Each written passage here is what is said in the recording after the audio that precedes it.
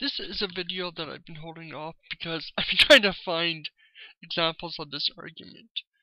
Now, that's the problem. I've had this thing with ideas before where the arguments change so much, but still get occasionally used, and I go to find them, and I can't find them. I had that problem with the Ten Commandments challenge and other such things.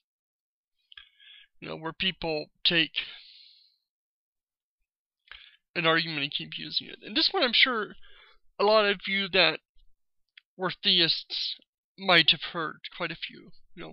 This argument that, not that we can't, no morality without God, that we can't do good without God, that it's impossible to make the world better without God, because humans are flawed, evil, and that without God being in command and controlling it and doing it, helping us make the world better, we will always fail. It's this sort of idea, they complain about humanism, atheists, secularity, you name it, because they're all man-based attempts to make the world better, which they feel is automatically going to fail because it, like I said, requires God.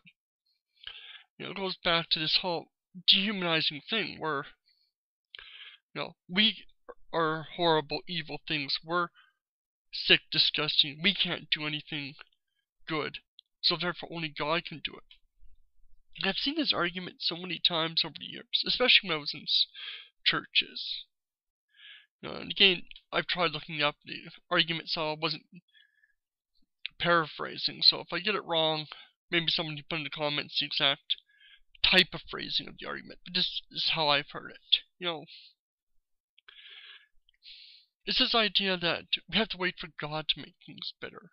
Even if He exists, and I've said this before, do you really think that He's sitting up there in heaven waiting for us to, pray to Him before things, what if He exists and He expects us to do it for Him, Why is He going to help us if we're not going to even attempt?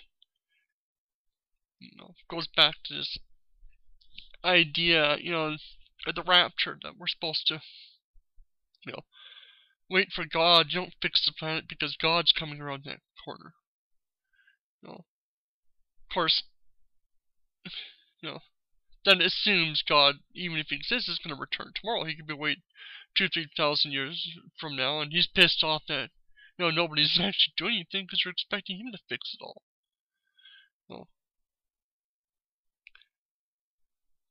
We don't know there's a God. I don't believe there's a God. We don't have the evidence for it. And we definitely don't have the evidence that He's going to make everything better. He hasn't for 2,000 years, so why where's this idea that He's just going to automatically fix things? And it's this all or nothing idea. You see this a lot. That if we can't make the world 100% perfect, we shouldn't even try. To attempt to make the world 100% perfect is arrogance and stupid and wrong.